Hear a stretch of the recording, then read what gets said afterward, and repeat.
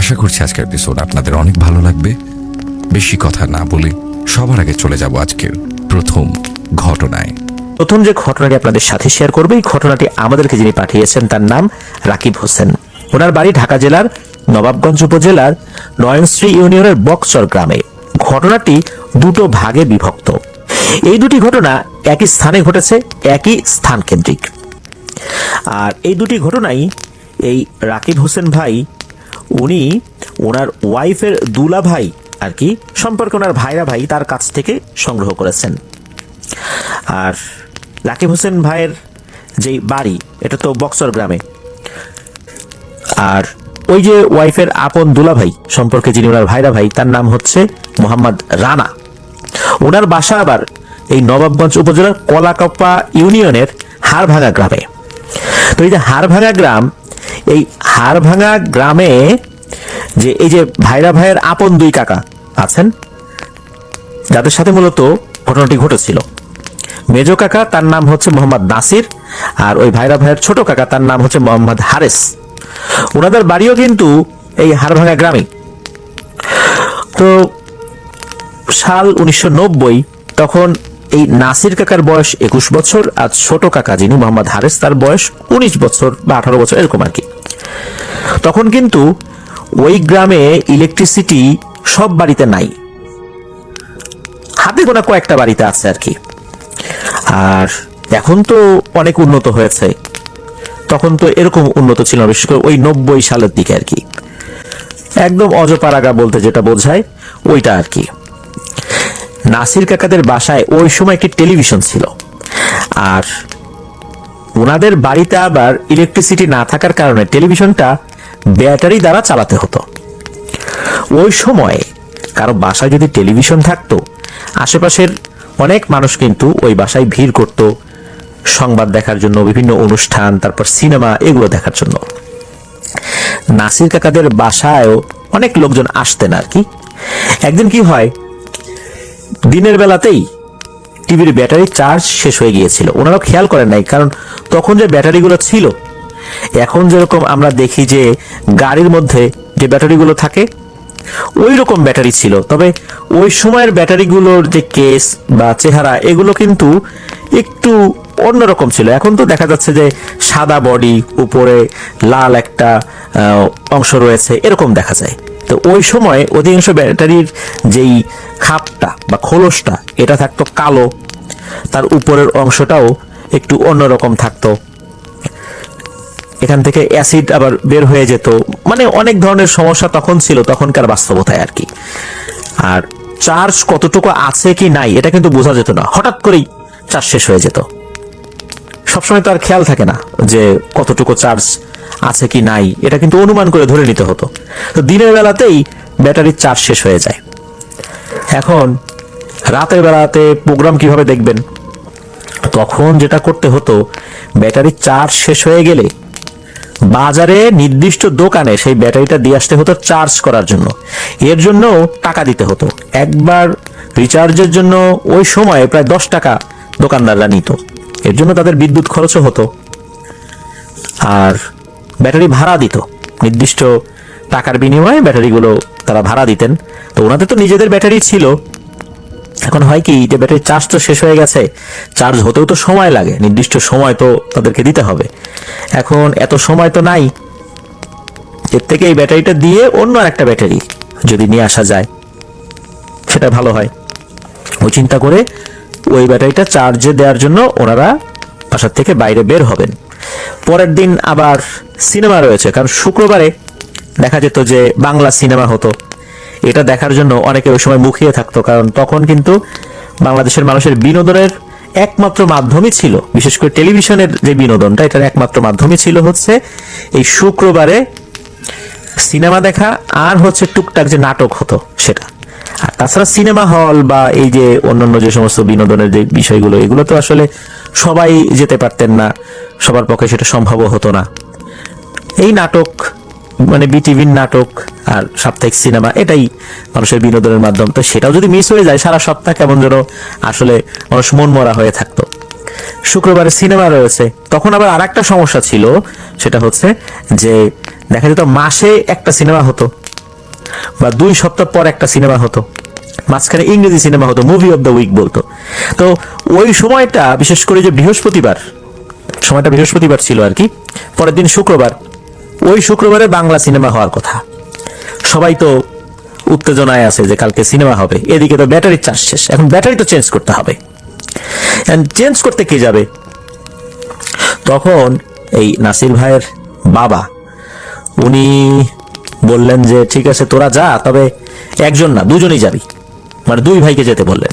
নাসির ভাইয়ের বড় ভাই বাড়িতে ছিলেন, মূলত মেজ এবং ছোট জন যিনি, এই 2 জনকে ওনার বাবা পাঠালেন। আর উনি বলে দিয়েছিলেন যে যাওয়া আসার রাস্তা তো তেমন একটা ভালো না, আশেপাশে বাঁশঝাড়, বড় বড় সব আম গাছ, অনেক জঙ্গল, তো এই জন্য 2 জন একসাথে যেতে হবে। যাই হোক, ওনারা 2 জন বাড়ির ব্যাটারিটা সাথে নিয়ে রওনা দেন। আর যেখানে ওনারা যাবেন সেই বাজারটা হচ্ছে ওই কলাকোপার হরিশকুল নামক একটা জায়গা রয়েছে সেখানে। ওই বাজারটা ইসামতি নদীর পাশেই অবস্থিত। এই বাজারের নাম বর্তমানে হচ্ছে কলাকোপা পোদ্দার বাজার। পায়ে হেঁটে গেলে 20 মিনিট লাগার কথা, পায়ে হেঁটে যাওয়া ছাড়া কোনো উপায় ছিল না, কারণ ওই সময় তো এখন অটো রিক্সা যেরকম চলে সব জায়গায়, ওই সময় তো এরকম অটো রিক্সা ছিল না। আর রাস্তাঘাটের অবস্থাও খুবই বেহাল দশা ছিল।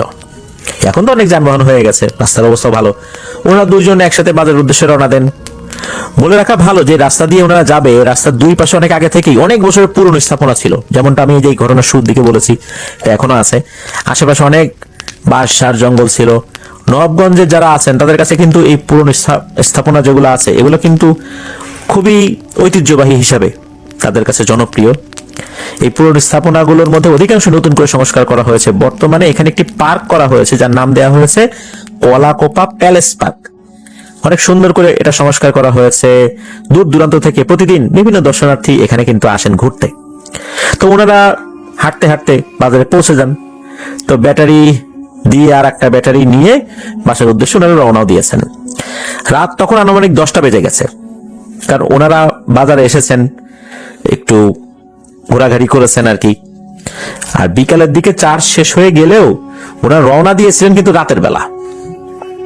দিনের বেলা চার্জ শেষ হয়ে গেছে ব্যাটারির, রওনা দিতে দিতে রাত হয়ে গিয়েছিল। আর ওই সময়ে যেহেতু ইলেকট্রিসিটি ওই সাইডে খুব একটা ছিল না, রাত 10টা মানে তো বুঝতেই পারছেন অনেক রাত। ওনারা যখন বাসা থেকে বের হয়েছেন ব্যাটারি চালিত এক ধরনের টর্চ লাইট নিয়ে বাইরে বের হয়েছেন। স্টিল কালারের এক ধরনের টর্চ লাইট ওই সময় ছিল আর কি। তো ওই টর্চ লাইটটা নিয়ে বের হয়েছেন। বাজার থেকে তাদের বাসায় আসা যাওয়ার সময় 3 রাস্তার একটা মোড় পড়ে। এই রাস্তার মোড়ে একটি বড় পুরনো স্থাপনা যেটাকে যে আমরা বললাম বর্তমানে প্যালেস পার্ক, যেটা এই প্যালেস পার্ক করা হয়েছে বর্তমানে, এই পার্কের বাম পাশ দিয়ে যে রাস্তাটি গেছে সেখান দিয়ে ওনারা গেলে ওনাদের বাসা অনেক তাড়াতাড়ি যাওয়া যায়। 2 জনেই বাম পাশের রাস্তা দিয়ে বাড়ি যাওয়ার উদ্দেশ্যে হাঁটা শুরু করেছেন। এই ব্যাটারি কিন্তু অনেক ভারী, এটা কিন্তু হাতে করে 2 জন 2 পাশে ধরার জায়গা রয়েছে, এটা ধরে নিয়ে যেতে হয়। এটা কিন্তু অনেক ভারী, কিছুটা পথ হেঁটে যেতে হয়, আবার দাঁড়াতে হয়, এভাবে কিন্তু যেতে হয়। ব্যাটারির সাইজটা কিন্তু খুব বেশি বড় না, কিন্তু ভারী কিন্তু অনেক। যারা ব্যাটারি উঁচা করেছেন তারা বলতে পারবেন যে এটা কেমন ভারী হয়। তো ওনারা যখন থেমে থেমে কিছুটা দূর হেঁটে সামনে গিয়েছেন, সেখানে আরেকটি রাস্তার মোড় পড়ে। তখন ওনারা খেয়াল করেন ওনাদের থেকে আনুমানিক 30 ফুট দূরে একটি বৃদ্ধ লোক, শরীরে সাদা কাপড় পরা, হাতে একটি লাঠি, এই লাঠিতে ভর দিয়ে আস্তে আস্তে আস্তে আস্তে করে হেঁটে যাচ্ছেন। ওনারা কিন্তু এটাকে প্রথমে প্যারানরমাল কিছু মনে করেন নাই, বৃদ্ধ লোক হেঁটে যেতেই পারেন। এই বৃদ্ধ লোককে দেখে ওনারা 2 জন বলা বলি করেন যে কি রে, এত রাত্রে এই বৃদ্ধ লোক একা হেঁটে হেঁটে কোথায় যাচ্ছে। তো নাসির কাকা এবং হারেস কাকা 2 জন চিন্তা করেন যে যাক ভালোই হয়েছে, ওনার সাথে কথা বলতে বলতে রাস্তায় হাঁটা যাবে। এই কথা চিন্তা করে নাসির কাকা ওই বৃদ্ধ লোককে ডাক দেন যে ও কাকা, এত রাত্রে একা একা কোথায় যাচ্ছেন, দাঁড়ান একসাথে যাই। ওই বৃদ্ধ লোকটি কিন্তু কথার কোনো উত্তর দেয় না। নাসির কাকা আবারও ডাক দেন যে ও কাকা, আমাদের কথা কি শুনতে পাচ্ছেন? তারপরেও ওই বৃদ্ধ লোকটা কোনো জবাব দেয় না, উনি ওনার মতো করে হেঁটেই চলছেন। নাসির কাকা হারেস কাকাকে বলেন এতবার ডাক দিলাম, তারপরেও কাকা কোনো উত্তরই দিচ্ছে না কেন? তখন নাসির কাকা হারেস কাকা কি করেছেন, একটু দ্রুত হেঁটে গিয়ে ওনার সামনে চলে গেছেন। সামনে গিয়ে ওনাদের হাতে যে টর্চ লাইটটা ছিল, এই টর্চ লাইটের আলো ওই বৃদ্ধ লোকের পায়ের দিকে ধরছেন এই কারণে, কারণ কি একজন লোকের মুখের দিকে কিন্তু হুট করে টর্চ লাইটের আলো ফেলা এটা বড় ধরনের একটা বেয়াদবি। আলো যদি নিচ দিকেও ফেলা যায়, ওইটার আলো যতটুকু ছড়িয়ে যায় তাহলে কিন্তু চেহারা বোঝা যায়।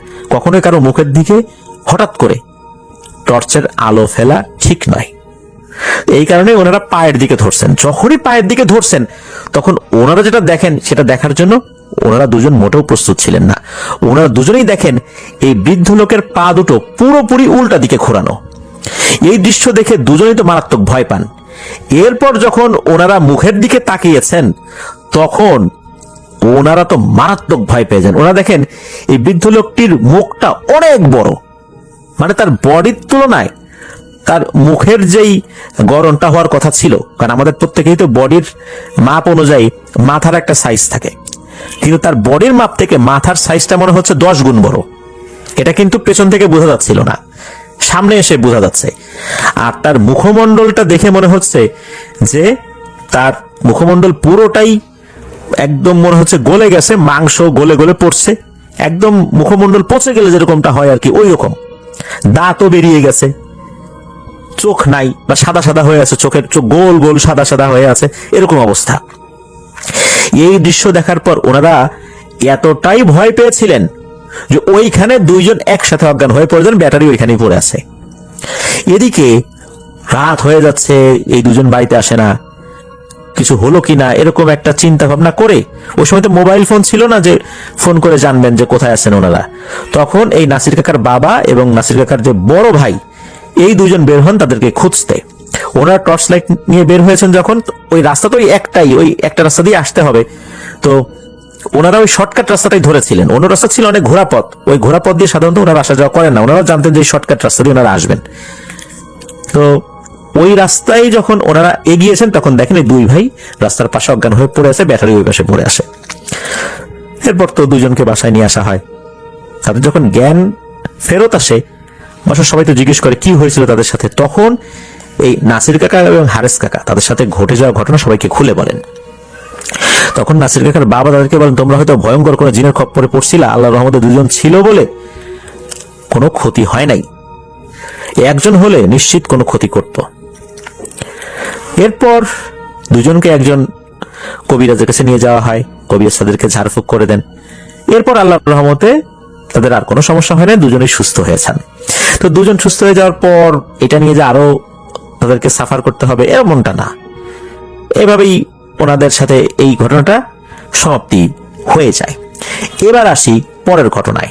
এই যে রানা ভাই, যার কথা আমরা শুরুর দিকে বলেছিলাম আর কি, এই রাকিব হোসেন ভাইয়ের ভাইরা ভাই হয় আর কি সম্পর্কে। তো এই রানা ভাইয়ের সাথে যে ঘটনাটা ঘটলো সেটাই চলে যাই। রানা ভাইয়ের জন্ম কিন্তু এই কলাকোপা হাড়ভাঙা গ্রামে হলেও তার পুরো পরিবার অনেক আগে থেকেই ঢাকায় বসবাস করে। রানা ভাই অনেক ছোটবেলা থেকেই ঢাকার মোহাম্মদপুরে থাকেন আর পরিবার সহই সেখানে থাকতেন। বর্তমানেও তিনি ফ্যামিলি সহ মোহাম্মদপুরে বসবাস করছেন। 2002 সাল, তখন উনি ক্লাস 9-এ পড়াশোনা করছেন। রানা ভাই প্রতি মাসে পারিবারিক কাজে গ্রামের বাড়িতে আসতেন, আর যখন আসতেন 2 দিনের বেশি থাকতেন না। গ্রামে যে কাজগুলো থাকতো এগুলো করে আবার ঢাকায় চলে আসতেন। এরকম একদিন উনি মনস্থির করলেন যে উনি গ্রামের বাড়িতে যাবেন। তো গ্রামের বাড়িতে যাওয়ার আগে রানা ভাই ওনার কিছু বন্ধুদেরকে ফোন দিয়ে বলেন যে আমি তো আসতেছি, তোদের সাথে কিন্তু দেখা হবে, আড্ডা দেবো একসাথে। ওই সময় বাটন ফোনগুলো কিন্তু সবার হাতে হাতে ছিল না। অধিকাংশ ক্ষেত্রে দেখা যেত এই 2002 সাল থেকে শুরু করে নিয়ে এই 4-5 সালের দিকে অনেকেই দোকান থেকে 2 টাকা মিনিট 5 টাকা মিনিটে কল করতেন, কিন্তু ওনাদের কাছে বাটন ফোন ছিল। ওই সময় ওনারা মোটামুটি যখন বের হয়েছে ফোনগুলো আর কি, তখনই কিনে নিয়েছেন। ওই সময় গ্রামীণ ফোনটা অনেকের হাতে হাতে চলে গিয়েছিল, বিশেষ করে যারা ফোন কেনার সামর্থ্য ছিল আর কি, তাদের অনেকেরই হাতে হাতে গ্রামীণ ফোনটা চলে গিয়েছিল। তো যাই হোক, ওনারা তো মোটামুটি বেশ কয়েকজন বন্ধু বান্ধব ফোন ব্যবহার করতেন ওই সময়তেই, এই জন্য ফোন করে তাদেরকে বলে দিয়েছিলেন আর কি। নির্ধারিত সময়ে উনি কলাকোপা পৌঁছে যান। কলাকোপা আসার পর চিন্তা করেন যে এখন বাসায় যাবো না, আগে বন্ধুদের সাথে আড্ডা দিয়ে তারপর রাতে বাসায় যাব। উনি সাধারণত কি করতেন, বাসায় যেতেন, একটু ফ্রেশ হয়ে আবার আসতেন, তারপর আড্ডা দিয়ে আবার বাসায় যেতেন। তো চিন্তা করলেন যে একবার আড্ডা দিয়ে বাসায় যাই, বাসায় গিয়ে আর বাজারের দিকে বা আড্ডা দেওয়ার জন্য এই সাইডটাতে আসবো না। তো যেমন চিন্তা ভাবনা তেমন কাজ। তো রানা ভাইয়ের এক বন্ধু, তার নাম হচ্ছে মাসুদ, তাকে ফোন দিয়েছেন। তো ফোন দেওয়ার পরে বলে যে মাসুদ, আমি তো আসছি, বটতলায় দাঁড়ায় আছি, আয় তাড়াতাড়ি এদিকে আয়, তুই আসলে ওই পোদ্দার বাজারে গিয়ে আড্ডা দিব।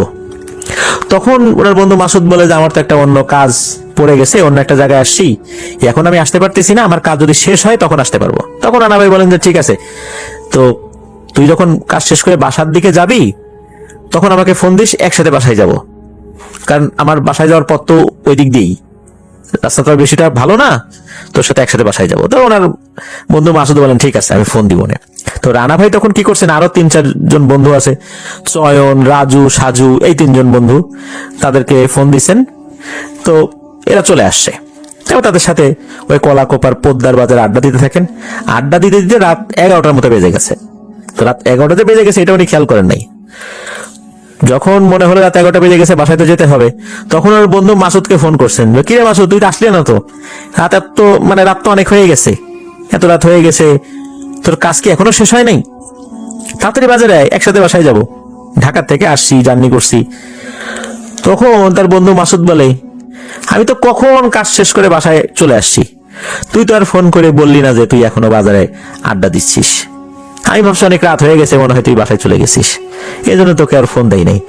তখন রানা ভাই তো তার বন্ধুর উপর মারাত্মক রাগ হয়ে যান, বলে তোরা না বললাম যে একসাথে বাসায় যাবো, তুই জানিস না যে এই রাস্তাটা খুব একটা ভালো না, চারপাশে অনেক বাঁশ, বড় বড় আম গাছ, গাব গাছ, এই রাস্তায় তো অনেক মানুষ অনেক সময় ভয় পাইছে, তুই আমাকে না নিয়ে চলে গেলি, তোকে তো বললাম যে একসাথে যাব। তখন তার বন্ধু ভুল স্বীকার করে যে আসলে ফোন দেওয়া উচিত ছিল, কারণ কি আর করা, সে তো চলেই গেছে। এমত অবস্থায় তার সাথে যে 3 জন বন্ধু ছিল, চয়ন, রাজু এবং সাজু, এই 3 জন রানা ভাইকে বলেন যে আচ্ছা তোরা তো চিন্তা করার দরকার নাই, আমরা 3 জন তোকে আগায় দিয়ে আসবো, তুই যেহেতু একা একা। তখন রানা ভাই আসলে খুব বিরক্ত হয়েছিলেন ওই মাসুদ ভাইয়ের উপরে, ওই বিরক্ত থেকে বলে থাক, তোদের কাছে যেতে হবে না, সমস্যা নাই, আমি একাই যেতে পারবো।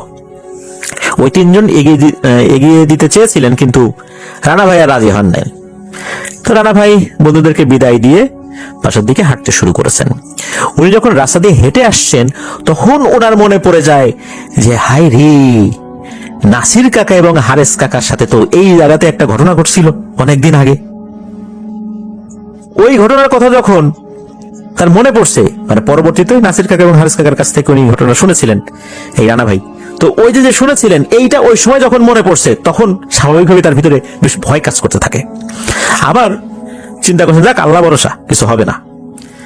ওই তো হাঁটা শুরু করেছেন। তো রানা ভাই হাঁটতে হাঁটতে এই কলাকোপার যে বর্তমান প্যালেস পার্কের যে 3 রাস্তার মোড় আর কি, বর্তমানে যেটা আর কি, এখানে চলে আসেন।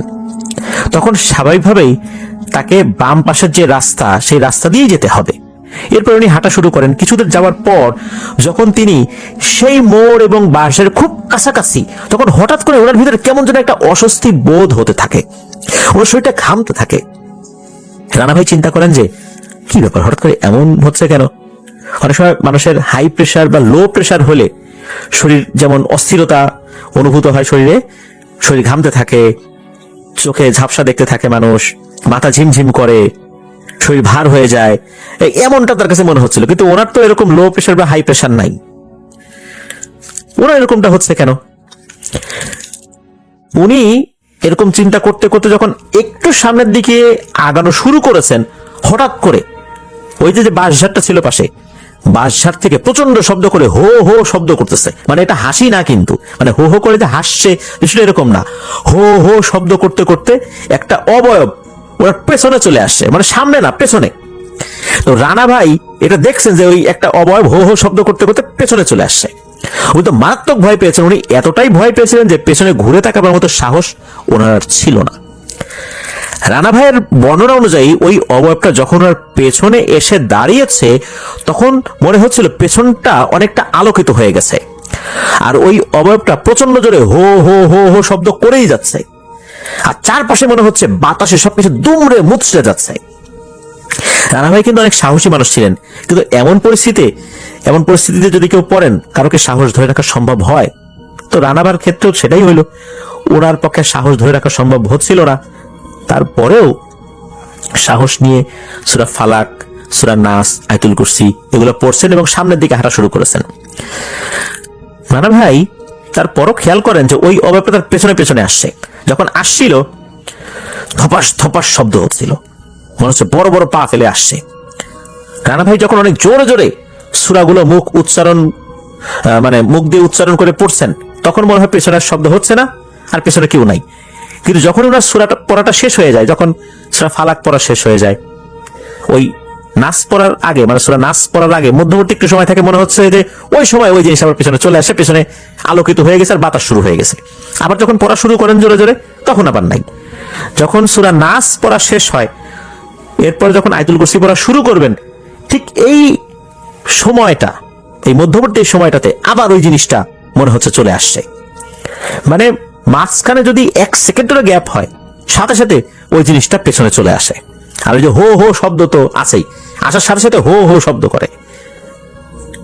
উনি হাঁটার স্পিড তো বাড়িয়ে দিয়েছেন, আর উনি সূরাগুলো পড়ছেন। উনি যখন হাঁটছিলেন, ওই যে পাশে প্রচন্ড ঝড়ো হাওয়া তো বইছেই, সবকিছু দুমড়ে মুচড়ে একাকার করে ফেলছে। এরপর উনি দৌড়াতে শুরু করেন। দৌড়াতে দৌড়াতে হাড় ভাঙা বাস স্ট্যান্ডের যে মেইন বড় রাস্তা, সেই রাস্তায় এসে উনি যখন দাঁড়িয়ে গিয়েছেন, ওই রাস্তা দিয়ে আবার তখন টুকটাক গাড়ি চলাচল করছিল। রানা ভাই যখন দাঁড়িয়েছেন, ওই দাঁড়ানো অবস্থাতে পেছন থেকে একটা আওয়াজ ভেসে আসে। কেউ যেন জোরে বলে উঠলো, আজকের মতো বাইচা গেলি রে, তোরে কিছু করতে পারলাম না। আমার সামনে যে একবার পরে, তারে আমি বাইচে ফিরতে দেই না, কিন্তু তোর কোনো ক্ষতি আমি করতে পারলাম না। এইটুকুই শুধু শুনেছিলেন, এরপর আর কোনো কথা উনি শোনেন নাই। রানা ভাই এক মুহূর্ত সেখানে দেরি না করে দ্রুত দৌড়ে ওনার বাসায় চলে যান। বাসায় যাওয়ার পর ওনার দাদু, ওনার কাকা তাকে জিজ্ঞেস করেন যে, কিরে এত রাত পর্যন্ত তুই কইছিলি? আমরা সবাই চিন্তা করতেছি তোর জন্য কোনো বিপদ আপদ হইল কিনা। তো রানা ভাই আর কাউকে কিছু না বলে ওনার রুমে গিয়ে ঘুমিয়ে পড়েন। ওই দিন রাত্রে ওনার সাথে তেমন কোনো ঘটনা না ঘটলেও পরের দিন উনি সকালবেলা দ্রুত ঢাকায় চলে যান। ঢাকায় যাওয়ার পর ওনার শরীরে প্রচন্ড রকমের জ্বর আসে। স্বাভাবিকভাবে ডাক্তারের কাছে নিয়ে যাওয়া হয়, ওষুধ খাওয়ানো হয়, কিন্তু কিছুতেই জ্বর আর ভালো হয় না। রানা ভাইয়ের অসুস্থতার কথা শুনে রানা ভাইয়ের নানুও চলে আসেন ওনাকে দেখতে। তো রানা ভাইয়ের নানু যখন রানা ভাইকে দেখেছেন, দেখেই বলেন, কিরে তোর জ্বরটা তো স্বাভাবিক বলে মনে হচ্ছে না রে, নিশ্চয়ই কোন একটা ঘাপলা হয়েছে, বল তো কি হয়েছে, আমাকে সব খুলে বল। কারণ নানু টুকটাক কবিরাজি জানতেন। রানা ভাইয়ের চেহারা দেখে আর চোখের দিকে তাকেই মনে হয়েছে যে এইটা স্বাভাবিক জ্বর না, এটা অন্য কোনো কারণে জ্বরটা আসতে পারে। তখন হচ্ছে রানা ভাই তার নানুকে এই ঘটনাটা খুলে বলেন। পরিবারের লোকজনও বলতেছে, তাহলে এই কথাটা আমাদেরকে কেন আগে বললি না? তাহলে তো আরো আগে আমরা কোনো একটা পদক্ষেপ নিতে পারতাম। যাই হোক, রানা ভাইয়ের নানু যখন এই বিষয়টা জেনেছেন, তখন উনি দুটো বৃত্ত এঁকেছেন। একটার ভিতরে রানা ভাইকে বসিয়েছেন, আর একটার ভিতরে উনি নিজে বসেছেন। এরপর রানা ভাইয়ের 2 হাতের যে কনিষ্ঠাঙ্গুলি, এই কনিষ্ঠাঙ্গুলি ওনার হাত দিয়ে চেপে ধরেছেন এবং উনি ওনার মতো করে দোয়া দুরূদ পড়া শুরু করেছেন। এক পর্যায়ে হঠাৎ করে দেখা যায় নানুর শরীর কাঁপছে, আর তার সমস্ত শরীর ঘেমে দরদর করে ঘাম পড়ছে, আর তার চোখ দুটো বড় বড় হয়ে উপরের দিকে মনে হচ্ছে উঠে যাচ্ছে। মানে চোখের যে মণিটা, এটা উপরের দিকে উঠে যাচ্ছে, সাদা হয়ে যাচ্ছে তার চোখটা। মানে আমাদের চোখের যে কালো অংশ গোল, এটার নিচেও তো সাদা অংশ আছে, যদি এই কালো অংশটা উপর দিকে উঠে যায় তাহলে চোখটা সাদা সাদা দেখা যাবে না, বেশিরভাগটাই তো সাদা হয়ে যাবে, ওরকম হয়ে গেছে আর কি। তো এরকম অবস্থা যখন হয়েছে, পরিবার সবাই তো ভয় পেয়ে যায় যে না জানি এখন কি হয়ে যায়। এভাবে কিছু সময় থাকে, এরপর আবার আল্লাহর রহমতে সবকিছু স্বাভাবিক হয়ে যায়। এরপর রানা ভাইয়ের নানু সবাইকে বলেন যে এই যে রানা ভাইয়ের সাথে ঘটনাটা ঘটলো, ওই রাতে ভয়ঙ্কর এক পিশাচ জিন রানা ভাইকে তাড়া করেছিল। নানু আরো বলেন, এই জিনের মুখটা দেখতে শেয়ালের মতো, এবং স্বাভাবিক শেয়ালের মাথাটা যত বড় হয়, এই মাথাটা আরো অনেক বড়, আর তার পুরো বডিটা আবার শকুন পাখির মতো, বিশাল সাইজ তার। নানু আরো বলেন যে এই রানা ভাই যেই রাস্তা দিয়ে আসছিলেন, ওই রাস্তা দিয়ে ওই জিনটা চলাচল করে। শুধু এই রাস্তা না, আশেপাশের বড় একটি এরিয়া নিয়ে এই জিনের চলাচল। এই জিনটা থাকে মাঝির কান্দা ব্রিজের নিচে, একটা বট গাছ রয়েছে, সেই বট গাছে। এই মাঝির কান্দা ব্রিজের নিচে যে বট গাছটি রয়েছে, এর সাথে মাটি দিয়ে তৈরি একটি মূর্তি নাকি রয়েছে। আঞ্চলিক ভাষায় ওনারা এটাকে নিষ্কাইন্দা বলেন। অনেক ধর্মের লোকজন নাকি ওখানে এসে বিভিন্ন মানতও করেন। এই জায়গাটা অনেক আগে থেকেই নাকি ভৌতিক। তো ওই জিনটা ওই দিক দিয়ে চলাচল করে। ওই সময় রানা ভাই ওই রাস্তায় চলে আসছিলেন, তখন মূলত ওই চলাচলের রাস্তায় চলে আসার কারণে ওই জিনটা ক্ষিপ্ত হয়ে রানা ভাইকে ভয় দেখিয়েছে। তবে রানা ভাইকে মেরেই ফেলতো। রানা ভাই দোয়া দুরুদ পড়ছিলেন জোরে জোরে, আল্লাহর রহমতে ক্ষতি করতে পারে নাই। আর লোকালয়ে চলে এসেছিলেন, রাস্তায় চলে এসেছিলেন যেদিক দিয়ে গাড়ি চলাচল করছে, এই কারণে ওই জিনটা আর এই পাশে আসে নাই।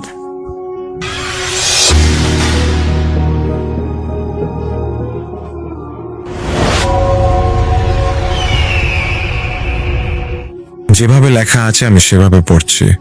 দিনটা ছিল 2019 সালের মার্চ মাস। সেদিন আমার শাশুড়ি ইন্তেকাল করেন। আমার স্ত্রী তার মায়ের বাড়িতেই ছিল তখন, যেহেতু তার মায়ের খুব শরীর খারাপ। আমি সেদিন মৃত্যু সংবাদ পেয়ে সকালেই বেরিয়ে পড়ি। আমার শ্বশুর বাড়ি অনেকটাই দূরে, তাই যেতে যেতে আমার সন্ধ্যা হয়ে গিয়েছিল। ঠিক হয় যে ঈশা নামাজের পর আমার শাশুড়িকে কবর দেওয়া হবে। বলে রাখি যে আমার শ্বশুর বাড়ির গ্রামে যদি কেউ মারা যায়, সেদিন তাকে কবর দেওয়ার পর সেই রাত্রে গ্রামের কিছু পুরুষদের বা তার পরিবারের কয়েকজন পুরুষ সদস্যদের কবর পাহারা দিতে যেতে হতো। কারণ অনেক তান্ত্রিক বা যারা কালো জাদু করেন তারা রাত্রে এসে কবর খুঁড়ে শরীরের অংশ কেটে নিয়ে চলে যেত। এরকম ঘটনা তাদের গ্রামে অনেক ঘটেছে বলেই এই নিয়মটা চলে আসছে অনেক দিন থেকে। তারপর 8টার সময় কবর দিয়ে জানাজা নামাজ পড়ে আমি বাড়ি ফিরে আসি। বাড়ির সদস্যরা মিলে আমরা আলোচনা করি এবং ঠিক হয় যে আমি আর পাশের বাড়ির আসিফ ও সাকিব চাচা মিলে আমরা 3 জন আজকে কবর পাহারা দেব। সত্যি বলতে গেলে আমার একদমই ইচ্ছা ছিল না যাওয়ার, কিন্তু যেহেতু আমার স্ত্রী একাই, তার কোনো ভাই বোন ছিল না, তাই আমাকে যেতে হলো বাধ্য হয়ে। 11টার সময় আমরা 3 জন রওনা হই কবরের দিকে। গোরস্থানটা ছিল গ্রামের এক প্রান্তে। মাঠের মধ্যে দিয়ে কিছুটা পথ গিয়ে একটা ছোট্ট জঙ্গলের পাশে ছিল গোরস্থানটা। আমরা সাইকেল নিয়ে ওখানে যাই এবং আমরা সঙ্গে 3টি টর্চ, একটি ইমার্জেন্সি লাইট এবং 2টো মাদুর ও 3টি বালিশ নিয়ে যাই। গোরস্থানের পাশে একটি ছোট্ট লাইট পোস্ট ছিল, যেখান থেকে মৃদু আলো আসছিল। আমার গা ছমছম করে ওঠে। যেহেতু আমি আমার জীবনে প্রথমবার এরকম ভাবে রাত্রিবেলা গোরস্থানে এসে পাহারা দিচ্ছি, তাই আমার খুব ভয় করে। যেখানে আমার শাশুড়ির কবরটা ছিল তার কিছুটা পাশে একটি খুব বড় বট গাছ ছিল এবং তার পাশে আমরা মাদুরগুলো বিছিয়ে দিই। ঠিক হয় যে প্রথমে আসিফ চাচা 2 ঘন্টা, তারপর আমি 2 ঘন্টা এবং শেষে সাকিব চাচা 2 ঘন্টা পাহারা দেবেন এবং কড়া নজরদারি রাখবেন। সত্যি বলতে গেলে আমি কখনো এর আগে ভয় পাইনি, কিন্তু সেই সন্ধ্যায় আমি প্রচন্ড ঘামছিলাম এবং আমার বুকটা দিক দিক করছিল খুব জোরে। আমি আর সাকিব চাচা শুয়ে বিশ্রাম নিই এবং আসিফ চাচা টর্চ জ্বালিয়ে আশেপাশে ঘোরাঘুরি করতে শুরু করেন। জানি না কতক্ষণ আমি ঘুমিয়েছি, হঠাৎ সাকিব চাচা আমাকে খুব জোরে ঠেলা দেন এবং বলেন যে 2 ঘন্টা পেরিয়ে গেছে, তোর আসিফ চাচা এখনো ফিরল না কেন? সাকিব চাচা বলেন যে আমি ঘুমিয়ে পড়েছিলাম। তারপর তোর আসিফ চাচা আমাকে ঘুম থেকে ওঠায় এবং বলে যে আমি একটু বাথরুম থেকে আসি। বলে রাখি যে বাথরুমটা ছিল গোরস্থানের বাইরে অজুখানার পাশে। কিছুক্ষণ পর আমার হঠাৎ ঘুম ভেঙে যায়। দেখি যে তোর আসিফ চাচা এখনো আসেনি। অনেকক্ষণ অপেক্ষা করলাম, কিন্তু আসিফ আসছে না দেখে আমি ওকে খুঁজতে গেলাম, কিন্তু সেখানেও ও নেই। আশেপাশে সব জায়গা তন্ন তন্ন করে খুঁজে আমি ওকে পেলাম না। ওর সাইকেলটা দেখলাম আগের জায়গায় রাখা আছে। আমি ভয় পেয়ে তাই তোকে ঘুম থেকে ওঠাতে এলাম। সাকিব চাচার মুখ থেকে সব শুনে আমি আঁতকে উঠি এবং খুব ভয় পেয়ে যাই। আমরা 2 জন মিলে আবার যাই আসিফ চাচাকে খুঁজতে। হাঁটতে হাঁটতে আমরা গোরস্থানের একদম শেষ প্রান্তে পৌঁছে যাই। হঠাৎ একটু সামনে গিয়ে মনে হলো আমার পিছন দিয়ে খুব জোর গতিতে কিছু একটা সরে গেল। আমি শিউরে উঠি এবং ভয় কাঁপতে শুরু করি। সাকিব চাচা বলেন, ভয় করিস না, মনে মনে আয়াতুল কুরসি পড়, আল্লাহ তোকে হেফাজতে রাখবেন সবকিছুর থেকে। আমি অনবরত আয়াতুল কুরসি পড়তে থাকি। শেষমেশ আসিফ চাচাকে খুঁজে না পেয়ে আমরা আবার আগের স্থানে ফিরে আসি। এসে আমরা চমকে যাই, দেখি যে আসিফ চাচা মাদুরের উপর ঘুমোচ্ছেন। আমরা তৎক্ষণাৎ গিয়ে তাকে ঘুম থেকে উঠাই এবং বলি যে তুমি কোথায় চলে গিয়েছিলে, এত খুঁজে তোমাকে আমরা পেলাম না। তিনি উত্তরে যা বলেন তা শুনে আমার শরীর পুরো ঠান্ডা হয়ে যায়। তিনি বলেন যে বাথরুম যাওয়ার সময় তিনি দেখেন কিছুটা দূরে একটা কবরের পাশে সাদা বোরখা পরে 2টো মহিলা মুখ দিয়ে কোরআনের সূরাগুলো উল্টো ভাবে উচ্চারণ করছে ও হাতে হাতে ধরে থাকা বাটি থেকে কালো তরল জাতীয় কিছু কবরটার উপর ঢেলে দিচ্ছে। আমি দেখে ওখানে অজ্ঞান হয়ে যাই এবং এসে দেখি আমি এখানে শুয়ে আছি। আমরা ভয়ে আতঙ্কে আর দেরি না করে তখনই সেখান থেকে বেরিয়ে পড়ি, কিন্তু বেরোনোর সময় আমার সাথে একটা ঘটনা ঘটে যায়।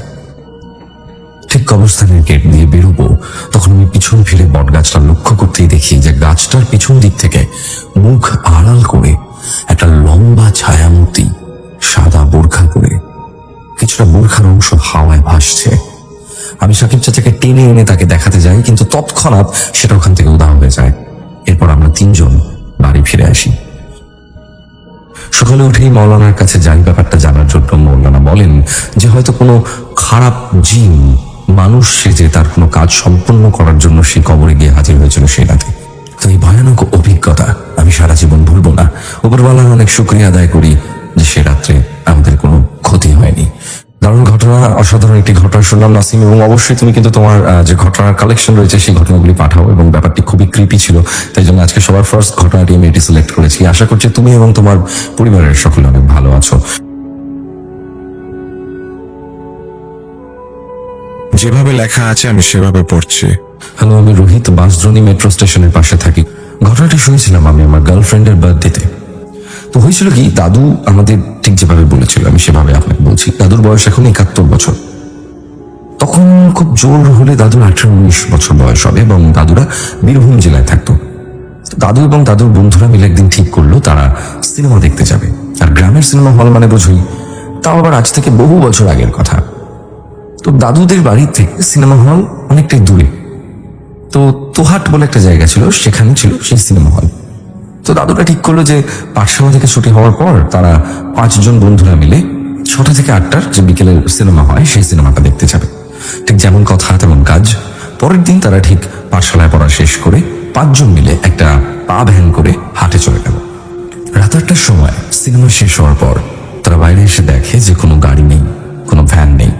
মানে বুঝতেই পারছো যে গ্রামের রাত 8টা মানে কতটা। আর আজ থেকে প্রায় বহু বছর আগে, তা আবার বীরভূম জেলার মতন জায়গায়।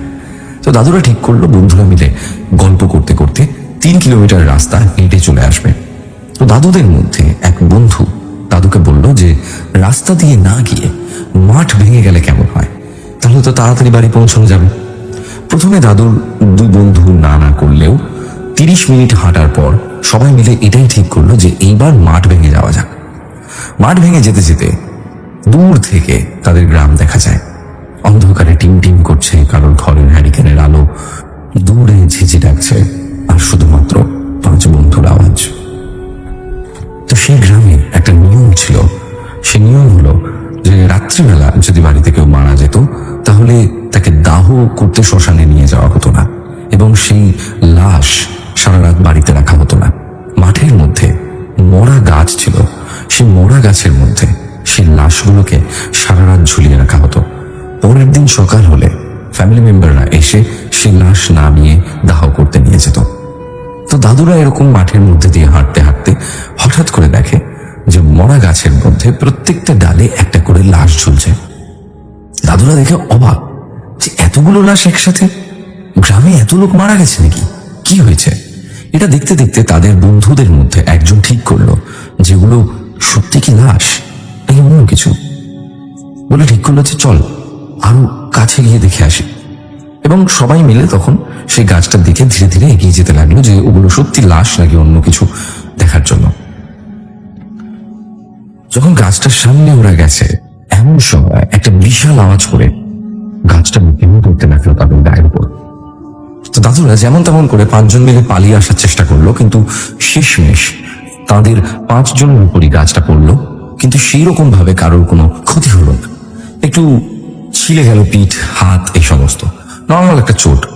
তো যাই হোক, সবাই মিলে তখন বলতে লাগলো হায় রে, গ্রামের একটাই গাছ ছিল যেখানে মরা ঝুলিয়ে রাখা হতো, সেই গাছটা পড়ে গেল, এবার কেউ মারা গেলে কোথায় ঝুলিয়ে রাখবে? এই বিষয়ে আলোচনা করতে করতে সবাই ভয় পেয়ে ওখান থেকে পালিয়ে বাড়ির দিকে চলে এলো, এবং বাড়িতে এসে কেউ কারোর বাড়ির লোকদের কিছু জানালো না, চুপচাপ শুয়ে পড়লো। পরের দিন সেই 4 জন দাদুর বাড়িতে এলো এবং দাদুকে জিজ্ঞাসা করলো যে কিরে তুই ঠিক আছিস তো? তো তখন দাদু বললো যে হ্যাঁ আমি তো ঠিক আছি, তোরা সবাই ঠিক আছিস তো? বন্ধুদের সঙ্গে কথা বলতে বলতে সবাই মিলে ঠিক করলো যে আজকে ওরা দিনের বেলায় গাছটার কাছে যাবে এবং দেখবে যে কাল অতগুলো যে মরা ঝুলছিল ওই মরাগুলোকে কি ওখানে আবার দাঁড় করানো হয়েছে, বা ওখানে কি হচ্ছে। গাছটা যে ভেঙে পড়ে গেল, নিশ্চয়ই ওখানে এখন বহু মানুষ জড়ো হয়ে যাবে। তো দাদুরা যখন মাঠের সামনে যায় এবং মাঠের সামনে গিয়ে দেখে যে গাছটা ইনট্যাক্ট ওখানে দাঁড়ানো রয়েছে, গাছটার কিচ্ছু হয়নি। গতকাল রাত্রিবেলা যে গাছটা পড়ে গেল মর্মর শব্দ করে ওদের গায়ে, ওদের যে হাত পা ছিলে গেল, সেই চোটগুলো সারা শরীরে রয়েছে, কিন্তু গাছটা স্টিল ওখানে দাঁড়িয়ে আছে এবং গাছে কোনো মরা ঝুলে নেই এই সময়। দাদুর এই ঘটনা দেখে সবাই খুব ভয় পেয়ে যায় এবং যেখানে দাদুর বন্ধুরা সারা রাত গ্রামের মধ্যে ঘুরে বেড়াতো, সেই বন্ধুরা পর্যন্ত ভয় পেয়ে যায় এবং এক একজন বন্ধুরা এতটাই জ্বর আসে যে তাদেরকে ওঝার কাছে নিয়ে যেতে হয় ঝাড়ফুঁক করার জন্য। তো এই ছিল আমাদের সেই ঘটনা, সেই মরা গাছের ঘটনা। আমি পুরোটা ভালো করে বলতে পারলাম না, হয়তো আমি নিজেই বুঝতে পারছি, কিন্তু আমরা যখন শুনেছি তখন আমরা খুব ভয় পেয়েছিলাম। তো ঘটনাটি সাজিয়ে লিখতে পারলাম না, হয়তো তুমি তোমার মতন একটু করে সাজিয়ে নিও। তো এই ছিল রোহিতের পাঠানো ঘটনা। আসলে ঘটনাটি যদি খুব সিম্পলিফাই করে বলা যায় তাহলে সেটি হলো যে অনেকগুলি বাচ্চা ছেলে মিলে যারা কিনা দূরে ঘুরতে গেছিল এবং সেখান থেকে ফেরার পথে সেখানে একটা মরা গাছ ছিল, যে গাছের মধ্যে মরা ঝুলিয়ে রাখতো, এবং সেখানে গিয়ে তারা দেখছে যে গাছের মধ্যে প্রচুর মরা ঝুলছে, আর সামনে যাওয়ার পরই গাছটা মরমর করে ওদের গায়ে ভেঙে পড়ছে, ওরা পালিয়ে যাচ্ছে। পরের দিন এসে দেখছে গাছটা ইনট্যাক্ট রয়েছে, কিন্তু সেখানে কোনো মরা নেই, অথচ গায়ের যে চোটগুলো ছিল সেগুলো সব রয়েছে। বড় অদ্ভুত একটি ঘটনা। এই ধরনের ঘটনা যদি জীবনে ঘটে তারপর সবকিছু অবিশ্বাস্য বলে মনে হয়।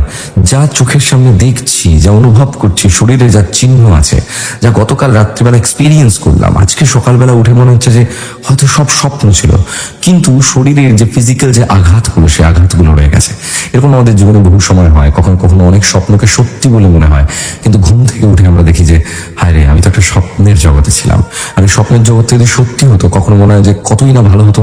আবার সেই স্বপ্নের জগৎটা যদি সত্যি হতো, অনেক সময় এটাও মনে হয় যে ভাগ্যিস ওই স্বপ্নের জগৎটা সত্যি নয়, ওই স্বপ্নের জগৎটা অনেকটাই প্যাথেটিক এবং সে লাইফটা আমি লিড করতে চাই না। তো যাই হোক, আপনাদের কি এরকম কোনো স্বপ্ন আছে? যদিও এই ঘটনাটি স্বপ্ন নিয়েছিল না, তাও আমি কেন জানি না এই ঘটনাটির সাথে স্বপ্নের একটা দারুণ রিলেশন বিল্ড করতে সক্ষম হলাম। তাই জন্য আমি আপনাদেরকে জিজ্ঞাসা করছি, আপনাদের কি মনে হয়? আপনারা অবশ্যই কমেন্ট করে জানান।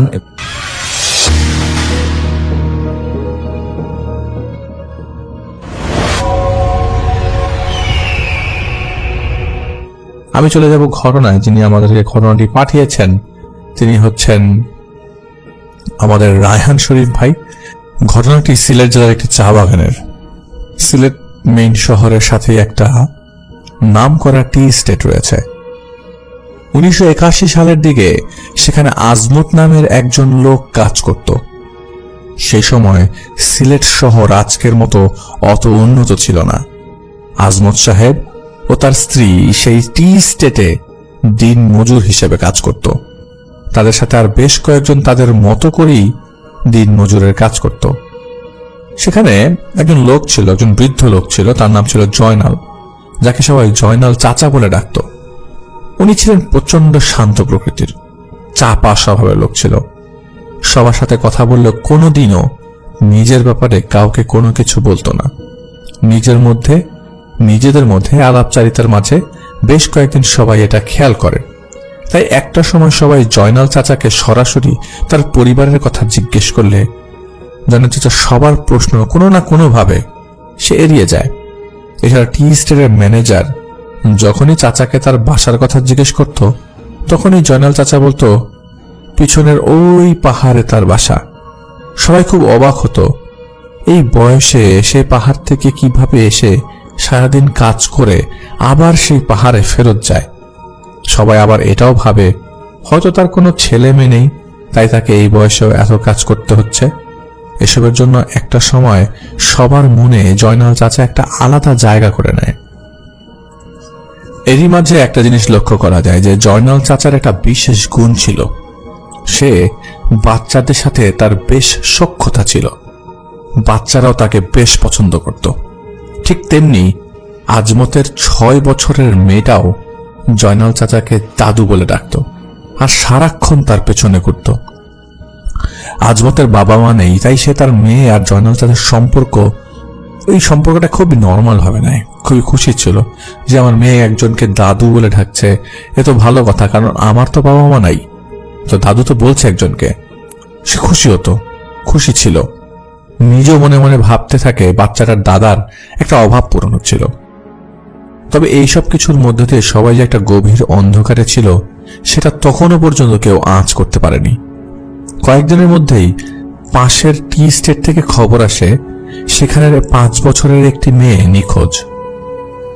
এই নিখোঁজ শব্দটি যখন সবার মাঝে ছড়িয়ে পড়ে তখন সবার মধ্যে একটা খোঁজাখুঁজি মনোভাব তৈরি হয়ে যায়। সবাই খুব খোঁজাখুঁজি করলেও আসলে কোথাও পাওয়া যায় না। আজমত ও তার সাথে কাজ করা কয়েকজন মিলে সেই জায়গায় যায় এবং তার সন্ধানের কাজে লেগে যায় বাচ্চাটাকে খুঁজতে। কারণ আজমতের নিজের একটা ছোট বাচ্চা আছে, তাই সেই জিনিসটা সে ফিল করতে পারত। কিন্তু 9 দিন যখন পার হয়ে যাচ্ছে এবং তখনও পর্যন্ত যখন কোথাও খুঁজে পাওয়া যাচ্ছিল না, তখন সবাই ভেবে নেয় মেয়েটাকে হয়তো কোনো জীব জন্তু আক্রমণ করেছে, মেয়েটা আর বেঁচে নাই। মেয়েটার বাবা মা একটা সময় নিজের মেয়ের আশা ছেড়ে দেয়, কারণ চা বাগানে সেই সময় প্রায়শই হিংস্র জীবজন্তুর আক্রমণ খুব অহরহ হতো। তবে বাচ্চা মেয়েটাকে যে কোনো হিংস্র প্রাণী আক্রমণ করে নাই সেটা তার মাথায় আসেনি। সবার নিত্যদিনের ব্যস্ততা সেদিনের পর আবারও শুরু হয়ে যায়। সবাই যার যার কাজে আবারও মন বসায়। মেয়েটা নিখোঁজ হওয়ার 23 দিনের মাথায় হঠাৎ একদিন চা বাগানে একটা কুকুর আসে, যার মুখে ছিল রক্তাক্ত কাপড় পেঁচানো একটা রূপার চুড়ি। সেই কাপড় দেখে মেয়েটার মা চিনে ফেলে এটাই তার সন্তানের কাপড়। তিনি দৌড়ে গিয়ে কুকুরের মুখ থেকে ছিনিয়ে নিতে গেলে সেই কাপড়ের সাথে চুড়িটাও পড়ে যায়। একটা সময় সেই তারা এই জিনিসটা দেখে বোঝার চেষ্টা করে কুকুরটা আসলে কোন পথ ধরে এসছে, কিন্তু বোবা প্রাণী সে তো আর বলতে পারে না সে কোন পথ থেকে এসছে বা কোথা থেকে সে এই জিনিসটা পেয়েছে। এদিকে আবারও কান্নাকাটির ঢোল পড়ে যায়। কয়েকদিন পর ভুলে থাকলেও বাচ্চা মেয়েটাকে রক্তাক্ত কাপড় দেখে মেয়েটার বাবা মা আবারও ভেঙে পড়ে। সবাই তাদের সান্ত্বনা দিচ্ছিল, কিন্তু সন্তান হারানোর বেদনা, কষ্ট কোনো কিছুই মানতে নারাজ। এখানে কোনো সান্ত্বনা কাজ করে না। সপ্তাহখানেকের মধ্যে আবারও সবাই সবার কাজের মধ্যে এই ভয়ঙ্কর ঘটনাটি ভুলে যায়।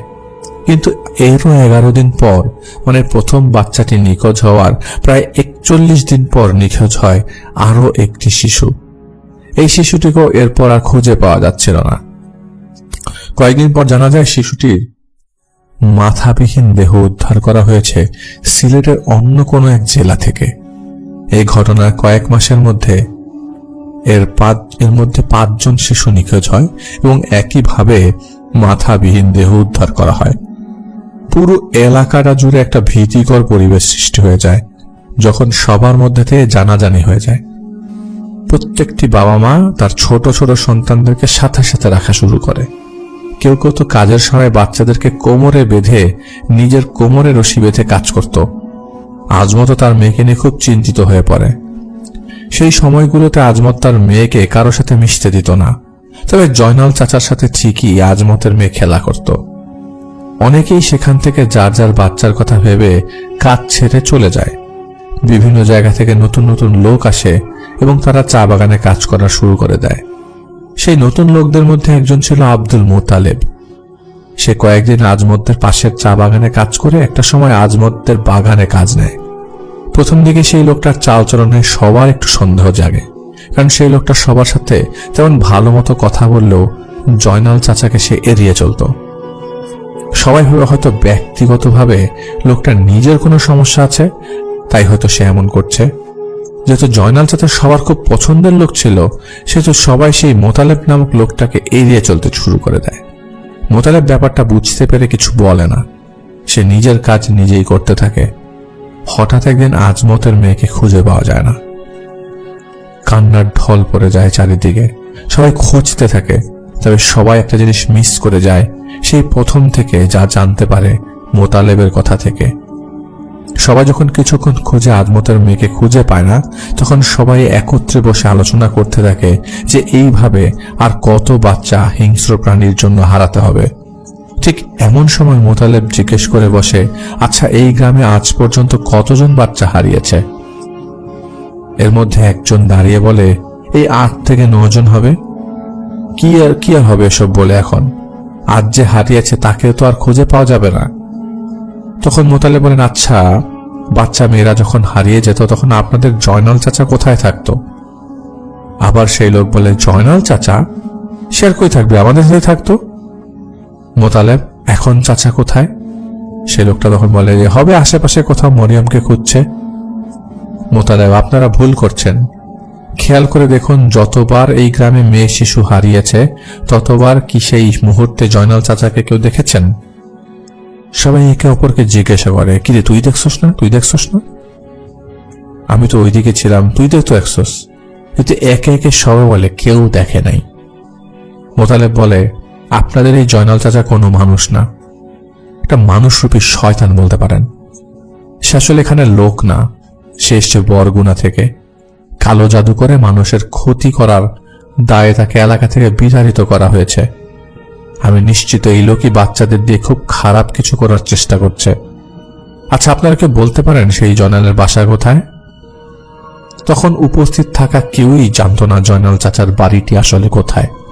একজন বলে ওঠে, বাড়িটি কোথায় সেটা তো বলতে পারবো না, তবে এইটা জানি যে ওই পাহাড়ের পেছনে নাকি সে থাকে, কিন্তু সঠিক বলতে পারে না যে এক্স্যাক্ট লোকেশনটা কোথায়। সবাই কি করবে তখন আসলে খুব চিন্তিত হয়ে পড়ে, বুঝতে পারছিল না। তখন মোতালেব বলে, আপনারা তাড়াহুড়া না করে শান্ত থাকুন, তাকে আমাদের হাতে নাতে ধরতে হবে। এর কয়েক ঘন্টা পর সেখানে জয়নাল চাচা এসে হাজির হলে মোতালেবের কথা মতো সবাই তাকে আটকে ফেলে। প্রথমে জয়নাল চাচা কিছু স্বীকার না করলেও পরে সে আস্তে আস্তে সব খুলে বলে। তার নাম জয়নাল নয়, তার নাম রিপন সূত্রধর। পেশায় সে একজন তান্ত্রিক। সে আমৃত্যতা লাভ করার জন্য 21টি কম বয়সী মেয়ে শিশুকে গলা কেটে বলি দেওয়ার জন্য এই মেয়েগুলোকে নিয়ে যেত। এই কথা শুনে আজমত তেরে আসে সেই রিপন সূত্রধর ওরফে জয়নালকে মারার জন্য। সবাই তখন তাকে থামিয়ে দেয় এবং থামিয়ে আজমতের মেয়ের কথা জিজ্ঞেস করে, কারণ আসলে মেয়েটাকে উদ্ধার করাটাই তো মেইন টার্গেট। তখন রিপন বলে আজমতের মেয়ে এখনো বেঁচে আছে, কারণ তার বলি দেওয়ার সময় হলো মধ্যরাতে। আজ রাতেই সে মরিয়মকে বলিয়ে দিবে। এই বলে হাসতে থাকে আর বলে, তোরা আমার কিছু করতে পারবি না, আমি অমর হয়ে যাব, আমার মৃত্যু নেই। এরপর অনেকক্ষণ পাগলের মতো হাসতে থাকে। একটা সময় সবার প্রেসারের মুখে রিপন বাধ্য হয়ে মরিয়মকে ছেড়ে দেয়। মোতালেবও কয়েকজন মিলে রিপনকে নিয়ে তার বাড়ি গেলে সবাই আতঙ্কে পড়ে যায়। কয়েকজন ওই মুহূর্তে বমি করে দেয়। অনেক পুরনো পরিত্যক্ত বাড়িতে সে থাকত, যেখানে কেউ থাকতো না। বাড়িটার নিচ থেকেই এক ভয়ঙ্কর বাড়ি হিসেবে সেখানে সবার কাছে পরিচিত ছিল। সেই বাড়িতেই রিপন ওরফে জয়নাল তার তন্ত্রবিদ্যার কাজ করে প্রতিদিন। ঘরটিতে বেশ কিছু কঙ্কাল, পাশের রুমে ছিল নতুন কর্তন করা মাথা। ভয়ে কয়েকজন দৌড়ে পালানো শুরু করে দেয় সেইখান থেকে। মোতালেব কয়েকজনকে নিয়ে রিপনের সেই ঘরের সবকিছু ভেঙে ফেলে, তবে আল্লাহর রহমতে সেখান থেকে মরিয়মকে সুস্থ অবস্থায় উদ্ধার করা হয়। আজমত তার স্ত্রী নিজেদের মেয়েকে পেয়ে প্রচন্ড খুশি হয়ে যায়, তাদের আর কোনো কিছুর দরকার নেই। সে সময় রিপন ওরফে জয়নাল চাচাকে সবাই মারধর করতে করতে একটা সময় অজ্ঞান অবস্থায় নিয়ে দূরে ফেলে দিয়ে আসে। পরের দিন এলাকার সবাই আবারও গিয়ে সেই রিপন তান্ত্রিকের ঘর বাড়ি ভেঙে দিয়ে আসে। মানুষের মনের যে রাগ, মানুষের সবকিছু জমেছিল সেগুলো একসাথে লাভার মতো উপরে ওঠে। এরপর সব ঠিক হয়ে গেলে সবাই খুব ভালোভাবে নর্মাল লাইফ লিড করতে শুরু করে। দিন দিন অসুস্থ হয়ে পড়ে মোতালেব। এই যেন এক অস্বাভাবিক অসুস্থতা। এই অসুস্থতার কোনো ব্যাখ্যা নেই। মাঝরাতে মোতালেব শুরু করে বাজে স্বপ্ন দেখা। ঘুম থেকে উঠে প্রায় প্রতি রাতেই সে নিজের রুমে একটা পচা গন্ধ পেত। এই গন্ধে তিনি বমি করা শুরু করত এবং সেই বমির সাথে সাথে প্রায় তার মুখ দিয়ে রক্ত আসতো। প্রথম কয়েকদিন মোতালেব ব্যাপারটা আসলে খেয়াল না করলেও ধীরে ধীরে সে লক্ষ্য করতে পারে মাঝরাতে সে ঘুম থেকে উঠে যে বাজে গন্ধটা পেত সেটা তার রুমে পেত এবং অন্য কিছুর পেত না, অন্য কোথাও থেকে আসছে না। সে অনেকবারই চেষ্টা করেছে বিভিন্ন জায়গাতে গন্ধ শুকে যেটা আসলে এই জায়গা থেকে আসছে নাকি পাশের থেকে আসছে কিনা, কিন্তু এরকম অবস্থায় তিনি শুধু নিজের রুমের গন্ধ পেত এই গন্ধে সে রিপন তান্ত্রিকের সেই পাহাড়ের পেছনের বাড়ির গন্ধ পাচ্ছিল। মোতালেব আতঙ্কিত হয়ে পড়ে। সে বুঝতে পারে যে সে তার নিজের বিপদ নিজেকে নিজের জীবনে সে বিপদ টেনে নিয়ে এসছে, বা জীবনে সে বিপদে পড়তে যাচ্ছে। পরদিন সকালে ঘুম থেকে উঠে মোতালেব কোনো দেরি না করে এলাকার এক হুজুরের কাছে যায়। সবাই সেই হুজুরকে ভালোই মান্য করত। সেখানের খুবই গণ্যমান্য ব্যক্তিদের মধ্যে সেই হুজুর ছিল। যেহেতু সেই হুজুর সিলেটের একজন সুপরিচিত, তাই হুজুরের নাম আমরা এখানে বলছি না। সেই হুজুর সবকিছু শুনে মোতালেবকে বলে, এখানে দুটো বিষয় হতে পারে। একটা মুদ্রা বিষয় হলো তুমি নিজে সেই রিপন তান্ত্রিকের খোঁজ সবাইকে দিয়েছ এবং সেই তান্ত্রিকের সকল কাজ পণ্ড করে দিয়েছ, তাই হয়তো সেই রিপন তান্ত্রিক এখন তোমার উপর প্রতিশোধ নিতে যাচ্ছে। আর অন্যটি হলো তুমি সেই তান্ত্রিকের ঘরের সকল জিনিসপত্র ভেঙেছ। সেখানে তান্ত্রিকের ব্যবহৃত যেই জিনিসগুলো দিয়ে সে জিনকে ডাকতো, সেই জিনগুলো তোমাকে দেখেছে এবং এটাও তারা জানে তোমার জন্য ওরা ওদের পাওনা ভোগটি পায়নি, তাই ওরা নিজ থেকে তোমাকে মারার চেষ্টা করছে। তবে আমি এখনো সঠিক বলতে পারছি না। তুমি আজকে যাও, কাল এসো, আমি সবকিছু জেনে রাখবো। আর হ্যাঁ, যাওয়ার সময় ওই বোতল থেকে পানি নিয়ে যেও এবং রাতে ঘুমানোর সময় পানিটা ছিটিয়ে নিজের শরীরে দিয়ে ঘুমাবে। তো হুজুরের কথা শুনে মোতালেব হুজুরের দেখানো জায়গা থেকে পানি নিয়ে নিজের বাসায় চলে যায়। আর হুজুর ঠিক যেভাবে বলে সে সেভাবেই রাতে নিজ শরীরে ছিটিয়ে ঘুমিয়ে পড়ে। এরপরে ওই রাতে মোতালেবের সাথে আর কিছু হয় না। মোতালেব তার এই সমস্যার কথা কাউকে বলতে পারছিল না। পরের দিন মোতালেব নিজের কাজ শেষ করে সেই হুজুরের কাছে চলে যায়। হুজুর জানায় সেই রিপন তান্ত্রিক এলাকাবাসীর প্রহারে মারা গেছে, কিন্তু এই সব করছে সেই তান্ত্রিকের পালিত শয়তানের পূজারী কিছু জিন। তার মানে এখন যেসব জিনিসগুলো ঘটছে সেটা তার জিন দিয়ে ঘটা কিছু ঘটনা। তুমি রাতে এখানে এসো, আজ রাতে আমি সেই জিনগুলোকে ডাকব। যদি কোনো সমাধান হয় তাহলে তো ভালো, না হলে যা ব্যবস্থা নেওয়ার আমি নিব। এই শুনে আজ রাতে তুমি একা আসবে না, কাউকে সাথে করে নিয়ে আসবে। তো মোতালেব হুজুরের কথায় সম্মতি জানিয়ে সেখান থেকে মোতালেব চলে যায়। তবে মোতালেব এক ভাবনায় পড়ে যায়, সে কাকে সাথে করে নিয়ে যাবে, কারণ সে নিজেও সেখানে আসছে অনেক দূর থেকে, তার সাথে তার পরিবারের কেউ আসে নাই। অনেক চিন্তা ভাবনা করে মোতালেব আজমতের বাড়ি যায় এবং সব বলে। আর এটাও জানায় যে আজ রাতে যদি আজমত মোতালেবের সাথে হুজুরের কাছে না যায় তাহলে তার জীবন সংকটাপন্ন। আজমত মোতালেবের কথা শুনে কোনো ভাবনা ছাড়াই রাজি হয়ে যায়, কারণ একমাত্র মোতালেবের জন্যই আজমতের মেয়ের সন্ধান পাওয়া গেছে, তাই আজমত মোতালেবের সাথেই যাবে। রাতে দুজন খাওয়া দাওয়া শেষ করে হুজুরের বাড়ির উদ্দেশ্যে রওনা দেয়। কিছু দূর হাঁটবার পর তারা দুজনেই সেই হুজুরের বাড়ি পৌঁছায়। গত 2 দিন মোতালেব এই হুজুরের বাড়িতে আসার সময় কোনো সমস্যা ছিল না, তবে রাতে যখন আজমতের সাথে মোতালেব আসে তখন সে খুব অসুস্থ বোধ করে। আসার পথে সে রক্ত বমি করে। হুজুরের বাড়িতে যাওয়ার পর তারা দেখে হুজুর সবকিছু তৈরি করে রেখেছেন। মোতালেব যাওয়ার পর তাকে ওযু করিয়ে একটি নির্দিষ্ট স্থানে আসন পেতে বসতে বলে। এরপর আজমতকে বলেন পাশে বসে থাকতে। পরিস্থিতি খারাপ দেখলে সেজন্য বোতলের মধ্যে থাকা জমজমের পানি মোতালেবের গায়ে ছিটিয়ে দেয়। এসব বলে হুজুর তার রিচুয়াল শুরু করে। একটা সময় সেই জিনটা মোতালেবের উপর ভর করলে মোতালেব অনেক খারাপ ভাষায় শুরুতেই গালাগালি করতে থাকে এবং সে করতে থাকে হুজুরকে। তো হুজুর খুবই শান্ত গলায় আস্তে আস্তে এই লোকটাকে রিপ্লাই দিতে থাকে এবং আস্তে আস্তে শান্ত গলায় বলে যে বিরক্ত কেন করছিস। ভেতর থেকে অনেকক্ষণ পর উত্তর আসে, ওকেই জিজ্ঞেস কর। হুজুর তখন বলে, এখন তুই ওর উপর ভর করে আছিস, তাই তুই বলো ও তোর কি ক্ষতি করেছে। তখন সেখান থেকে উত্তর আসে, ও আমার ভোগ নষ্ট করেছে। ও যদি নিজ থেকে না বলতো তাহলে আমি আমার ভোগটা পেতাম। ওর জন্য এই মূর্খ তান্ত্রিক মারা গেছে যাকে ব্যবহার করে আমি আমার ভোগ জোগাড় করছিলাম, তাই আমি এবার আমার ভোগ ওকে বানাবো। হুজুর বলে, এইসব কিছুই এর করতে পারবি না, ভালোই ভালো এখান থেকে চলে যেতে হবে, চলে যা, আর এই মুখ কোনোদিন হোস নে। জিন বলে, না, তোর কথায় তো হওয়ার কথা না, ও ওর প্রতিটা বমির সাথে যে রক্ত বের হয় সেটাই এখন আমার আহার, তাই ওকে আমি ছাড়ছি না। হুজুর জিনকে অনেকক্ষণ বোঝানোর চেষ্টা করলে সেখানে যখন দেখলো কোনো লাভ হচ্ছে না, তখন সরাসরি সেই জিনটাকে বন্দি করা ছাড়া কোনো উপায় ছিল না এবং মোতালেবকে বলে এই এলাকা ছেড়ে চলে যেতে, সাথে কিছু বালি পরা দিয়ে দেওয়া হয়। এরপর মোতালেব সে এলাকা থেকে চলে যায়। আজমতের সাথে আর কোনোদিন দেখা হয় না মোতালেবের।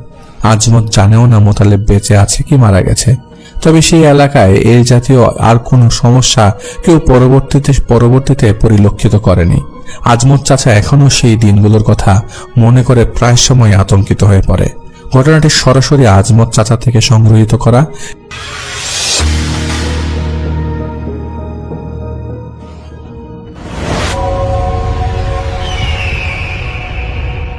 আসসালামু আলাইকুম। ঘটনাটি আমি আমার এক চাচির কাছ থেকে শুনেছিলাম। অনেকটা মজা করে চাচির কাছে শুনতে চেয়েছিলাম একটা ভূতের গল্প।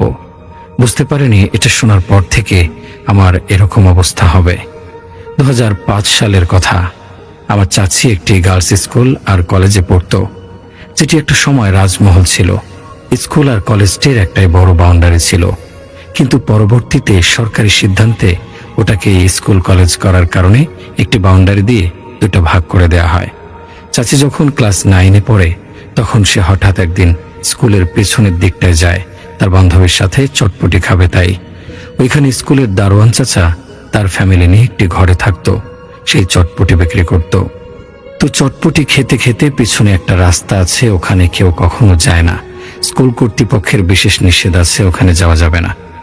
ওখানে নাকি একটি ওয়াশরুম আছে যেটি 7 দরজাওয়ালা। এটা সবসময় চাচিকে ভাবাতো। চাচি ভেবেছিল যাতে কেউ ওই দিকটা না যায়, তাই সবাইকে বারণ করা হয়েছে। চাচির বান্ধবী ছিল চাচির মতনই। চাচিও তার বান্ধবী ঠিক করলো আজ যেভাবেই হোক ওই ওয়াশরুমে তারা যাবে, গিয়ে দেখবে এটার ভিতরে 7টা দরজা কিভাবে থাকে। যেই বলা সেই কাজ। এটা ছিল অনেক পুরনো বিল্ডিং। বিল্ডিংয়ের রং ছিল হালকা কমলা। পুরো স্কুলটা ভেঙে নতুন করে রং করা, কিন্তু শুধু এটাই অর্ধেক রং নতুন, বাকি অর্ধেক পুরনো। মূল ভবনের পিছন দিকটায় হওয়ায় এটা সামনে দিয়ে চোখে পড়ে না, আর এর সামনে আশেপাশে জঙ্গলের মতন। সকাল 10:30 সময় মনে হয় এই দিকটায় সন্ধ্যা এমন অন্ধকার। চাচির হাতে চটপটির থালা। তার বান্ধবী দেখছে আশেপাশ দিয়ে কেউ দেখছে কিনা। সবাই যে যার কাজে ব্যস্ত তখন। এমনিতেও এই দিকটায় কেউ আসে না। চাচি দেখলো প্রথমে একটি কাঠের দরজায় হাত দিতেই দরজা খুলে গেল। ভিতরে খুব ময়লা, এত ময়লা যে কাশি শুরু হয়ে গেল। কিন্তু বেশি কাশি দিলে তো আশেপাশের মানুষ জেনে যাবে। তারা এখানে ফাঁকা রুমে আওয়াজ বেশি হয় এমনিতেও। যাই হোক, তো চাচি দেখলো আসলেও একটা দরজা খুলে, তারপর ভিতরে পাশাপাশি আবার 7টা দরজা। হঠাৎ শুনলো কেমন যেন একটা আওয়াজ আসছে। চাচির বান্ধবী বলল একটা বিড়াল ঢুকেছে তাদের সাথে, সেটাই হয়তো। এরপর চাচি বলল যখন এসেছি একটু দেখেই যাই, কি বলিস? চাচির বান্ধবীরও কোনো আপত্তি ছিল না। চাচি বলল চল প্রথম দরজাটাই খুলে দেখি।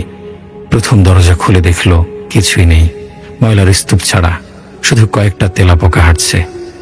দ্বিতীয় দরজা খুলে যা দেখেছে হয়তো ওটাই চাচির জীবনের সব থেকে বড় ধাক্কা ছিল। দেখলো একটা মহিলা, অনেক বয়স্ক, মাথায় সাদা চুল, মুখের নিচে দিয়ে 2 হাঁটুর মাঝখানে দিয়ে সম্পূর্ণ উলঙ্গ হয়ে বসে আছে। যে চাচি দরজা খুললো অমনি তাদের দিকে তাকিয়ে বলছে, এসেছিস? এই তোদের আসার সময় হলো। আমি তো সেই 6 বছর ধরে অপেক্ষা করছি, কেউ দরজা খোলে না। এবার আয় একটু আমার কাছে। এটা বলেই সে হো হো করে হেসে দিল। চাচির বান্ধবী সেন্সলেস হয়ে গিয়েছে। চাচি না পারছে চলে যেতে, না পারছে তার বান্ধবীকে একা রেখে যেতে। ওই বুড়ি ওখান থেকে উঠে তার কাছে হেঁটে আসছে, অনেক কাছাকাছি। তার কানের কাছে মুখ নিয়ে বলল, ওরা আমাকে এভাবে উলঙ্গ করে রেখে গিয়েছিল, আজ তোকে করবে। আর তুই যদি চাস আমি তোকে অনেক কিছু দিতে পারবো। তোর মতন সাহসী মেয়ে আমার দরকার। চাচির চোখ বন্ধ ছিল। চাচির চোখ খুলে দেখলো কেউ নেই। চাচি আর কোনো কিছু না ভেবে তার বান্ধবীকে উঠিয়ে তাকে কাঁধে করে বাইরে নিয়ে গেল। দারোয়ান চাচার ঘরে গিয়ে বলল, চাচা একটু দেখেন, ওর নাকে মুখে একটু পানি দেন। চাচা জানতে চাইল, তোমার মুখে এত ঘাম কেন, কি হয়েছে, কোথায় গিয়েছিলে? চাচি আর কিছু লুকালো না, সব বলে দিল। দারোয়ান চাচা শুধু একটা কথাই নাকি বলেছে সেদিন, তুমি এটা কি করলে মা? তুমি জানো না ওই ঘরটা অনেক কষ্টে হুজুর বন্ধ করে দিয়ে রেখেছে, কাউকে কোনোদিন খুলতে মানা করেছে, যার কারণে ওটার কোনো কাজও করাতে পারেনি, অর্ধেক কাজ করে বন্ধ করে দিয়েছি। আমরা এখানেই 10 বছর থাকি, গত 7 বছর এটা আটকানো। তার আগের প্রতিটা রাত ছিল আমাদের জন্য এক একটা ভয়ঙ্কর রাত। সেটা বুঝি আবার আজ থেকে শুরু হয়ে গেল। তোমার এক ভুলের কারণে আমাদের কাকে যে এর মাসুল গুনতে হবে জানা নেই। চাচি আর কিছুই বলার বা শোনার মতন অবস্থানে ছিল না। এরপর 7 দিন চাচির প্রচন্ড জ্বর ছিল। 7 দিন পর স্কুলে গিয়ে শুনতে পেল 3 দিন আগে দারোয়ান চাচার লাশ স্কুলের গেটে রাতে পাওয়া গিয়েছে। সবাই ধারণা করেছে সে হার্ট অ্যাটাক করেছে, কিন্তু তার মুখে নাকি অনেক রক্ত ছিল। যাই হোক, চাচি সেই দারোয়ান চাচার স্ত্রীর কাছে জানতে চাইল, আপনাদের সাথে আসলে কি হতো 6-7 বছর আগে যে চাচা বলেছিল। চাচি বলল, তারা যখন প্রথম এখানে এসেছে তখন এসব কিছুই জানতো না। এটা ছিল একটি রাজমহল। এই রাজমহলের এই পিছনে ছিল রাজকন্যার থাকার জায়গা। রাজকন্যা খুবই শৌখিন ছিল, তার ওয়াশরুম ছিল এই জায়গায়। এসব কিছু আগে জানতো না তারা। সমস্যা এখানে শেষ না, বরং শুরুটাও এখান থেকেই। স্কুলের দেখাশোনার চাকরি সূত্রে তাদের ঘরটি ঠিক এই জায়গায়। রাতে টিনের চালে জোরে জোরে শব্দ হওয়া শুরু করলো। দারোয়ান চাচার একটি ছেলে ছিল, অনেক রাত পর্যন্ত পড়তো। সে ভাবলো বুঝি তাদের টিনের চালে খাটাস বসেছে। একদিন রাতে আর সহ্য করতে না পেরে সে বের হলো দেখতে। বের হয়ে দেখলো একজন বুড়ি মহিলা সম্পূর্ণ উলঙ্গ অবস্থায় টিনের চালে বসে আছে। যে ওই ছেলেটাকে দেখলো, লাফ দিয়ে ওর ঘাড়ে এসে বসলো। ও কোনো কিছু না বুঝে অজ্ঞান হয়ে গেল। এরপর থেকে শুরু হলো ছেলেটার অবস্থা দিনে দিনে খারাপ হতে লাগলো। ছেলেটা কোনো কথা বলতে পারে না, ঘুমোতে পারে না, খেতে পারে না, সারাক্ষণ ভয়ে কাঁপে। আবার রাত হলে সেই শব্দ, কখনো দরজা নাড়ার শব্দ, দরজা খুলে দেখে কেউ নেই। এভাবে প্রায় মাসখানেক কেটে গেল। চাচার ছেলে অস্বাভাবিক হয়ে গেল, আগের মতন স্বাভাবিক আর হলো না। একদিন এক হুজুর আসলো সেখানে। সে অনেকক্ষণ সবকিছু দেখার পরে জানালো, এখানে এমন এক বদ জিন রয়েছে যেখানে একজন মানুষকে ক্ষতি করে মেরে ফেলেছে। মহিলা মরে যাওয়ার পর ওই মহিলার রূপ ধরে এখানে রয়ে গেছে জিনটি। সেই জিন এখানের সবাইকে ক্ষতি করছে। আর এই জিন এতটাই ভয়ানক, যে কোনো সময় যে কোনো মানুষকে গলায় রক্ত উঠিয়ে মেরে ফেলতে পারবে। আর যদি কোনো মানুষ পায় পছন্দের, তাহলে তার ভেতরেও চলে যাবে। আর সেই থেকেই হুজুর ওই রুমে দোয়া দরুদ পড়ে বন্ধ করে দিয়ে বলেছিল, জীবনে কেউ কোনোদিন যেন এই রুমের দরজা না খোলে। দরজা খুলে ফেললে সেই জিন বের হয়ে মানুষের ক্ষতি করবে, আর তখন সেই জিন আরো ভয়ানক রূপ নেবে। সেই থেকেই দরজা বন্ধ ছিল। এরপর সেই দরজা খোলার পর সেই জিন মুক্তি পেয়ে তোমাদের দারোয়ান চাচাকে মুখে রক্ত উঠিয়ে মেরে ফেলে। আর ধীরে ধীরে আমাদের পালা। আমার চাচি বলল, আমার চাচির নাম হচ্ছে মহুয়া। মহুয়া চাচি বলল, তেমন আর হবে না চাচি, আমি এক হুজুরকে সাথে নিয়ে আবার এই ঘর বন্ধ করে দেব। এবার শুরু হলো আসল খেলা। মহুয়া চাচির বাড়িটা ছিল একটু ভেতরে, জঙ্গলের মতন অনেক গাছপালা তাদের বাড়িতে। সেদিন রাতে হঠাৎ শুনতে পায় তাদের গেট ধরে কেউ ধাক্কা দিচ্ছে। তার বাবা এত রাতে কে এলো এটা ভেবে দুজনেই গেল দেখতে। গিয়ে দেখলো কেউ নেই। হঠাৎ তাদের সবার কেমন একটা অস্বস্তি লাগা শুরু করলো। আর ঠিক এই সময় বাসার কারেন্ট চলে গেল। তখন নাকি প্রতিদিন 1 ঘন্টা করে কারেন্ট থাকতো না। মহুয়া চাচি মোমবাতি জ্বালাচ্ছিল। জ্বালিয়ে মোমবাতির আলোয় দেখলো সেই বুড়ি দাঁত বের করে হাসছে। চাচি চিৎকার দিয়ে উঠলো। সবাই তার পাশে আসলো, কিন্তু দেখলো কেউ নেই। একটু পরে চাচি সোফায় বসেছিল। সোফার নিচে এক পা আর উপরে এক পা। হঠাৎ দেখলো সোফার নিচ থেকে বুড়ির মাথা বের করে তার পায়ের উপর কামড়ে দিয়ে দিল। চাচি চিৎকার দিয়ে অজ্ঞান হয়ে গেল। চাচির অবস্থা খুব খারাপ হয়ে গেল। চাচি বিছানায় শুয়ে থাকলেও দেখে পায়ের পাশে বুড়ি বসে আছে, কিন্তু কেউ দেখে না। কিন্তু সবাই একটা বাজে পোড়া পোড়া গন্ধ পায়। চাচির চোখের নিচে কালি পড়ে গেল। চাচি খেতে পারে না, ঘুমোতে পারে না। সারাদিন বুড়ি নাকি চাচির শরীর চেটে দেয়। বলতেই আমার সারা শরীর লোম খাড়া হয়ে যাচ্ছে। চাচির সারা শরীরে ঘা হয়ে গেল। অনেক ডাক্তার, অনেক হুজুর আনলো, কেউ কিছু করতে পারলো না। শেষমেশ একজন হুজুর যে ওই ঘরে ঢুকেই ওই বুড়িকে দেখতে পেল, বুড়ির দিকে তাকিয়ে বলল, তুই এখনো বেঁচে আছিস? বুড়ি তার দিকে তাকিয়ে একটা ভেঙচি দেয় আর লাফ দিয়ে চাচির ঘাড়ে গিয়ে বসে। চাচির ঘাড়ে মুখ চাটতে থাকে। হুজুর একটা কথাই শুধু বলছে, চাচির নাকি রক্ত ওই জিন খেয়ে ফেলছে। এরপর ওই জিনের কারণে চাচি খুব অল্প দিনের মাঝে মারা যাবে। হুজুর হঠাৎ কিছু পানি পড়ে দিল আর আল্লাহর কালাম লিখে একটা তাবিজ দিল, যেটা দেওয়ার সাথে সাথে ওই রুম থেকে জিনটা সরে যেতে বাধ্য হলো। আর কিছুতেই জিনটি ওই রুমে ঢুকতে পারলো না। এরপর চাচির অবস্থা আগের থেকে ভালো হওয়া শুরু করলো। কিন্তু ওই রুমের বাইরে যাওয়া তার জন্য নিষেধ হলো প্রায় মাসখানেক এর জন্য। ওই রুমেই বন্দি থাকতে হলো, কিন্তু রুমের দরজা জানালা নাকি ঝড় হলে যেমন জোরে জোরে বাড়ি খেত সেভাবে শব্দ হতো। এরপর থেকে শুরু হলো চাচির বাড়ির বাকি সদস্যদের সাথে নানা রকমের ঘটনা। একদিন চাচির মা রান্নাঘরে রান্না করছিল, হঠাৎ শুনলো তার রান্নাঘরের শিঙের শব্দ। সেখানে গিয়ে দেখলো শিং দিয়ে ধোঁয়া বের হচ্ছে। একটু ভয় পেয়ে দূরে সরে গিয়ে হঠাৎ একজন মানুষের সাথে ধাক্কা খেলো। পেছনে ফিরে দেখলো উলঙ্গ বুড়ি। এরপর এক রাতে তার বাবা, ভাই সবাই বুড়ি কোনো না কোনো ভাবে দেখা দিল। হুজুর বলেছিল এই 1 মাস যেন চাচি কিছুতেই গরুর মাংস না খায়। ঠিক যেদিন 1 মাস পূরণ হবে সেদিন হঠাৎ চাচি রুম থেকে বের হয়ে রান্নাঘরে গিয়ে পাতিল নিয়ে কোনো কারণ ছাড়াই গরুর মাংস ছিল সেটা গিয়ে খেয়ে নিল। খেয়ে অজ্ঞান হয়ে গেল। কেউ জানে না চাচি সেদিন এমন কেন করেছিল, কিন্তু সেই কাজের কারণে আবারও সেই বুড়ি চাচির ঘাড়ে উঠে বসলো। চাচির অবস্থা আবার বেশ খারাপ হয়ে গেল। চাচিকে নাকি ঘুমের ওষুধ দিয়ে ঘুম পাড়িয়ে রাখা হতো। চাচির পাশে বসে সেই বুড়ি নাকি সারাদিন বিড়বিড় করত। চাচি সেই ঘুম অবস্থায় সব কথা শুনতে পেত। বুড়ি নাকি 42 সালে সেই মহলে প্রথম ঢুকেছিল রাজকন্যার সাজগোজের দায়িত্ব নিয়ে। আর সে জিন ছোট থেকে তার ছিল। সেই মহলের যে জমিদার ছিল সে ছিল বড়ই অত্যাচারী। সে তার নিজের কন্যার জন্য যেসব দাসী নিয়ে আসতো তাদের কেউ ছেড়ে দিত না, তাদের উপর অনেক অত্যাচার করত। একদিন সব দাসীরা মিলে সিদ্ধান্ত নিল এই অত্যাচারী জমিদারকে শেষ করে দেবে। সে কথা সেই জমিদার টের পেয়ে যায়।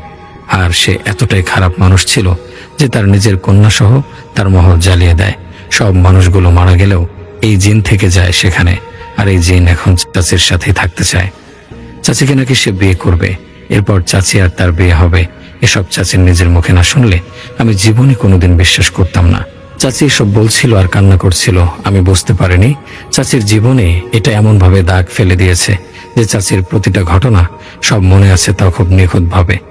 এরপর চাচির বাবার একটা বড় ধরনের অ্যাক্সিডেন্ট হয়।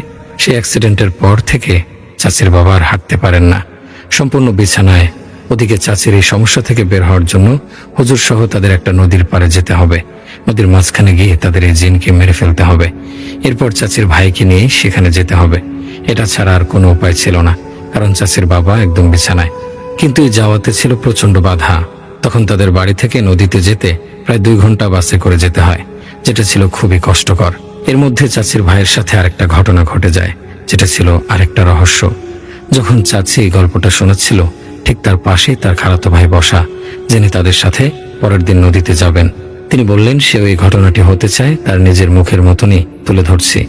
চাচির ভাই বলতে শুরু করলেন, পড়াশোনার চাপ হঠাৎ খুব বেড়ে যাওয়ায় নিজেদের সময় দিতে পারছিলাম না। হঠাৎ 2 বন্ধু মিলে সিদ্ধান্ত নিলাম আজ বিকেলে একটু ঘুরতে যাব। যে বলা সেই কাজ। দুপুর